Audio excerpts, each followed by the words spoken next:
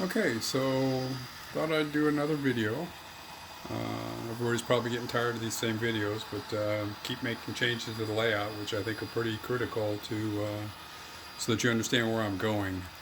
As you can see back here on the far back wall, or on the far in this area right here, I've removed a section of track, and I've also removed the locomotive shed. The locomotive shed is now up here in front. I made this spur right here a little bit longer.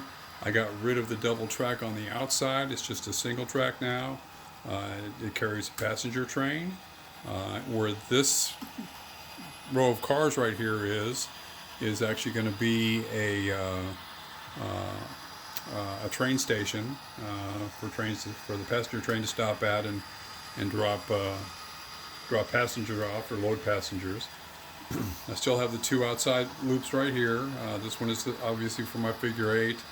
This one is just a run around, and actually the train on this loop can either run around on this track right here or on this track, or it can go up the side of the hill right here and get up to the upper level. On the upper level, I've got my switching yard, which is all in right through here. This is my switching puzzle. There'll be an industry in the back corner right here. There'll be an industry in the corner over there. There'll be an industry right here. And here and here, there's going to be a gas station and a diner along here. And this road is going to come all the way through and come all the way across the entire layout and exit on the far side over there. Down here on the bottom in the corner over there is going to be my lumber yard. So that'll get built up as an industry back there on both sides of this track. So on this side and this side of this track is going to be an industry, so that trains can come through, stop, and do their thing, and then carry on across the layout.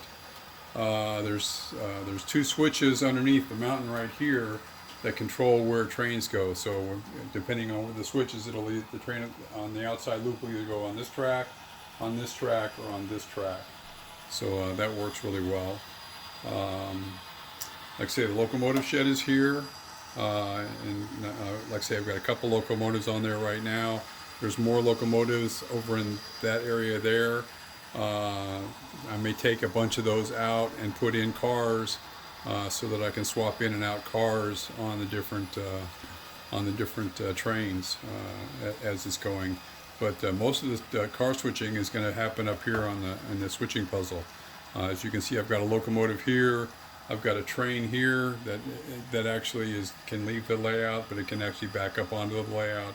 And then I've got the main train running around, which is this Canadian National train that's running around the layout right now. But it's really easy to swap trains in and out just by pulling them off on the different sidings. I've got tons of sidings up here where I can move trains to, or I can take this train, bring it around, and then back it up onto this, which can act as a siding if there's nothing else being used on it right now. And then I can back this train back out onto the layout, and it can go around. Like I say, this inside loop is still a figure eight. It's a reversing loop, both sides. When I get done building this up, this entire top section, I'm going to break it so that it can break right here, and it can break down at the other side, and I'll be able to lift this entire section up off the track if I need to get underneath it for any reason, to do maintenance or whatever on the track. So that'll work really well. It'll just lift straight up, and it's not going to be that heavy. There's actually going to be support boards underneath it, 16th inch plywood underneath this entire layout, so that I can just pick it up and set it back down. And it's all on dowels. There'll be dowels in the corners here, so that it just sits back down in the same exact place. So that should work really well. I think that covers everything that I wanted to discuss in this video. I've still got a long way to go as far as landscaping and scenery, but and then building the industries up and figuring out what industries they're going to be. This one down here, I think, is going to be the brewery that I was talking about earlier, because it allows me to put buildings on both sides, so I can put loading and unloading on one side, and the towers and whatnot for the brewery on the other side. I'm still investigating the best way to do that, but that should be a pretty interesting little section right there. We've got a little water tower right here to provide water pressure to the entire area, so that's cool. This is an apartment complex. It's probably not going to be there in the future. It's probably going to go away, but it's there just to add interest to the layout right now.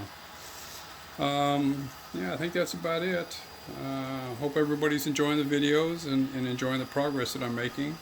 That road over on the far side over there is that I put in. That's all going to go away. That's all going to get cut back.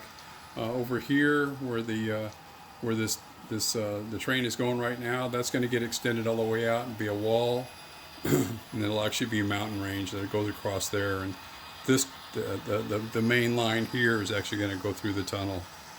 Through a tunnel on that side, similar to what's happening over here. It's gonna, which you really can't see because it's off the side, but there's a tunnel that goes off the edge of the layout on this side. So yeah, I think that covers everything. If anybody's got any questions or any comments, please leave them on the channel. And as always, please, if you're watching the videos, please subscribe, and please give me a thumbs up. I would really appreciate it. Thanks a lot, and have a great day.